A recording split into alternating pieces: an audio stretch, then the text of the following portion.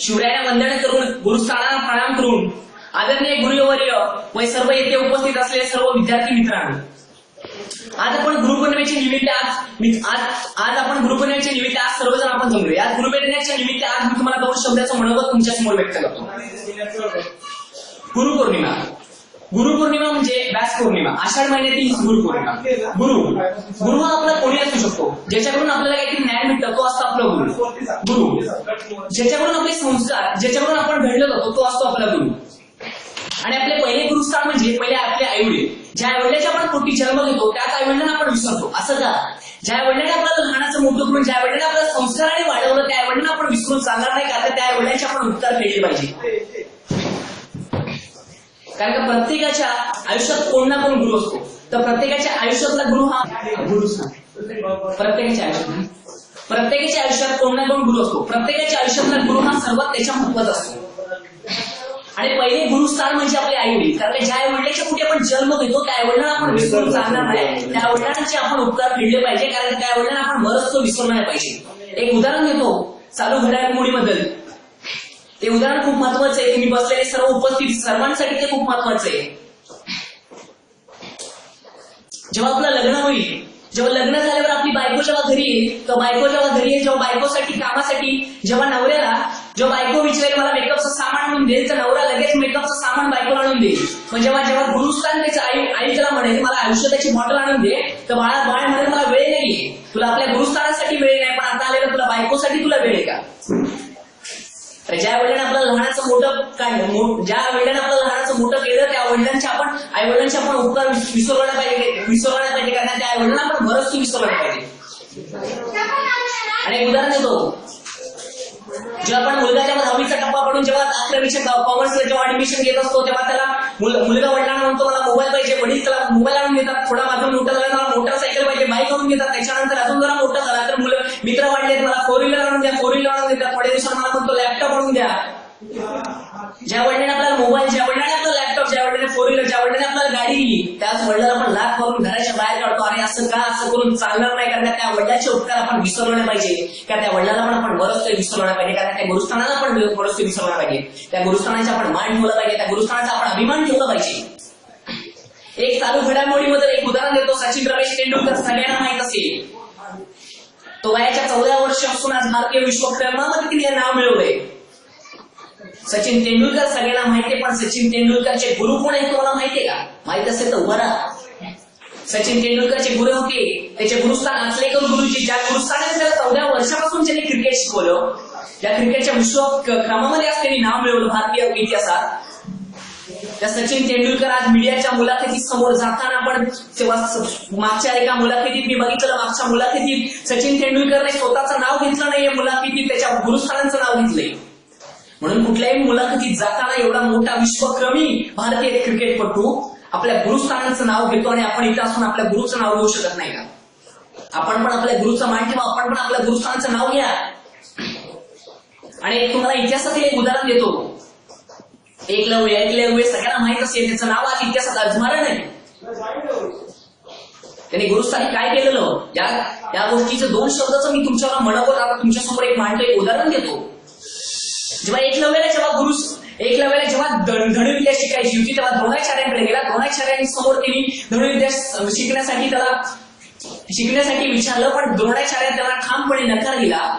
पण तो न घाबरता त्याच्या हिमतीने, त्याच्या पराक्रमाने, त्याच्या संघर्षाने तो जंगलामध्ये जाऊन द्रोणाचार्याचा पुतळा समोर उभा करून त्याच्या गुरुदक्षिणा घेऊन त्यांच्या समोर बाण चालत असताना समोर एक कुत्रा आला आणि कुत्रा भोगो करत होता. त्या कुत्र्याला बाण लागले, कुत्र्याला ते बाण असे झाले त्या कुत्र्याच्या तोंडात भोगणंही बंद झालं, कुत्र्याला कुठल्याही प्रकारे ठेच पोचली नाही. तो कुत्रा जेव्हा द्रोणाचार्यांकडे गेला, द्रोणाचार्याने म्हणाले कोण आहे असा अर्जुनापेक्षा श्रेष्ठ? आजच्या आपण घडामोडी तेच चालू आहे. प्रत्येक शिक्षकाला प्रत्येक विद्यार्थी एक महत्वाचा असतो. असं करून चालणार नाही, तर प्रत्येक शिक्षकाला प्रत्येक विद्यार्थी हा समान असला पाहिजे, कारण त्या विद्यार्थ्याला समान न्याय दिला पाहिजे. कधी 35%, कधी 80%, कधी 90% वाले तुम्ही मान देता, तर असं करून नाही, तर 35% वाला पण समान असेल आणि 90% वाला पण समान असेल. जेव्हा द्रोणाचार्याने विचारलं तू माझ्यासाठी काही करायला तयार आहे का? एकलव्य म्हणाला मी ठामपणे माझा जीव मागितला तरी मी द्यायला तयार आहे. आपण देऊ शकतो का? अरे आपली एक छडी खाताना तो हात पाठी येतो, आपण जीव काय देणार? द्रोणाचार्याने त्याच्याकडे काय मागितलं असेल बघा. द्रोणाचार्याने त्याच्याकडे उजवा हाताचा अंगठा मागितला, पण एकलव्याने ठामपणे त्याच्या गुरुदक्षिणा देण्यासाठी एकलव्याने होकार दिला आणि त्याला उजवा हाताचा अंगठा न घाबरता त्याच्या शक्तीने त्याच्या पराक्रमाने उजवा हाताचा अंगठा दिला आणि गुरुदक्षिणा दिली. आपण पण दिली. आपण मी म्हणत नाहीये आजच्या पिढीत द्या, पण आजच्या पिढीत आपल्या गुरुस्थानाचा तरी मान ठेवा. आपल्या आजच्या पिढीतल्या मुलांनी त्या शिक्षकांचा प्रत्येक आपल्या गुरुस्थानाने जिने शिकवलंय, ज्या गुरुस्थाने संस्कार दिले, ज्या गुरुस्थाने घडवले, त्या गुरुस्थानाचा आपण मान ठेवला पाहिजे. आणि आपले दुसरे गुरुस्थान म्हणजे आपले शाळेतील शिक्षक असतील, क्लासमधील शिक्षक असतील, त्या गुरुस्थाने आपले संस्कार दिले, ज्या गुरुस्थाने आपल्याला शिकवलंय, त्या गुरुस्थानांकडून आपण काहीतरी घेतलंय, त्या गुरुस्थाना आपण विसरून चालणार, त्या गुरुस्थानाचा आपण मान ठेवला पाहिजे. आणि त्या गुरुस्थानाने गुरु हा आपल्याला चांगल्या कारणासाठी सांगत असतो. गुरुचं सांगण्याचं कर्तव्य असतं आणि आपलं ऐकण्याचं कर्तव्य असतं, पण आपण ऐकतो का? बघा आपण किती आपण अपमान करतो. त्या गुरुस्थानाचा अपमान करून चालणार, त्या गुरुस्थानाचा मान ठेवला पाहिजे. त्या गुरुस्थानाचा आपण उपकार विसरला पाहिजे. त्या गुरुने शिकवलेल्या शिक्षणामुळे, त्या गुरुने शिकवणीमुळे आपण कुठल्या तरी मोठ्या पदवीवर असू शकतो. आज गुरुच्या मोठ्या काहीतरी चांगल्या धाडसी म्हणजे गुरुने दिलेल्या चांगल्या संस्कारामुळे, चांगल्या विद्यामुळे आज कोणीतरी बनेल, कोण मुख्यमंत्री बनेल, तर कोणी राजकारणात जाईल, तर कुठल्या तरी मोठ्या कलेक्टर क्षेत्रात असेल, तर त्यांच्याकडे गाड्या असतील, मर्सिडीज, BMW यासारख्या. त्या गाड्या जेव्हा रस्त्यावरून धावत असतील, रस्त्यावरून जात असताना आपलं गुरुस्थान जेव्हा क्लासमधल्या शिक्षक मधल्या जेव्हा गुरुस्थान आपल्या समोर असेल, त्या गुरुस्थानाच्या पुढे आपली गाडी जाता नाही, तर आपली गाडी तिथल्या थांबली पाहिजे.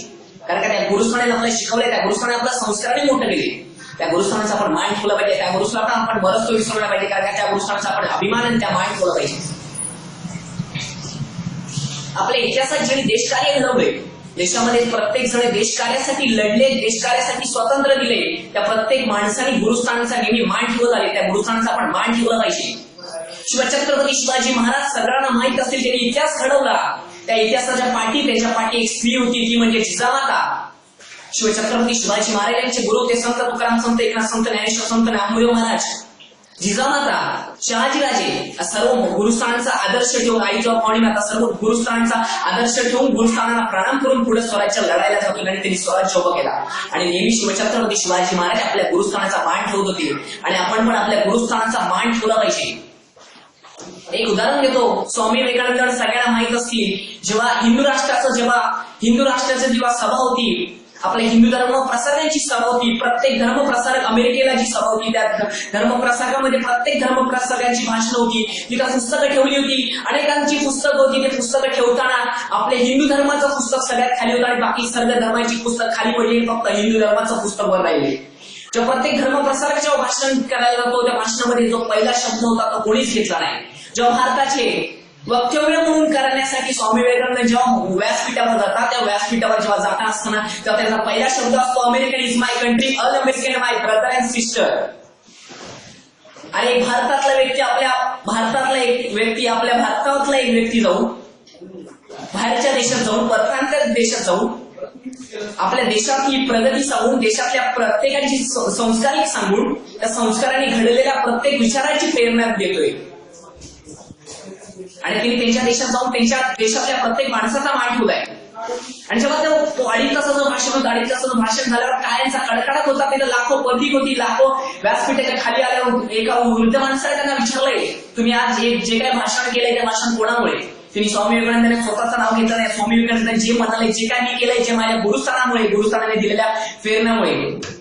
आणि भारतातले व्यक्ती एक अमेरिकेत जाऊन आपल्या गुरुस्थानाचं नाव घेऊ शकतो. आपण इथे राहून आपल्या गुरुस्थानाचं नाव घेऊ शकत नाही. आपण पण आपल्या गुरुस्थानाचं नाव घेतलं पाहिजे. त्या गुरुस्थानाचे आपण उपकार फेडले पाहिजे. कारण ज्या गुरुस्थानाने आपल्या लहानाचं मोठं केलं, त्या गुरुस्थानाने आपल्याला शिकवलंय, त्या गुरुस्थानाला आपण विसरणार पाहिजे. त्या गुरुस्थानाची आपण परत आपण विसरणार पाहिजे. त्या गुरुस्थानाला आपण विसरणार पाहिजे, कारण त्या गुरुस्थानाने आपल्या संस्काराने घडवलंय. त्या गुरुस्थानाचा मान ठेवून आपण दिला पाहिजे. कारण त्या गुरुस्थानात प्रत्येक क्षणात, प्रत्येक पावलावर त्या गुरुस्थानाची आठवण आपल्याला यायला पाहिजे.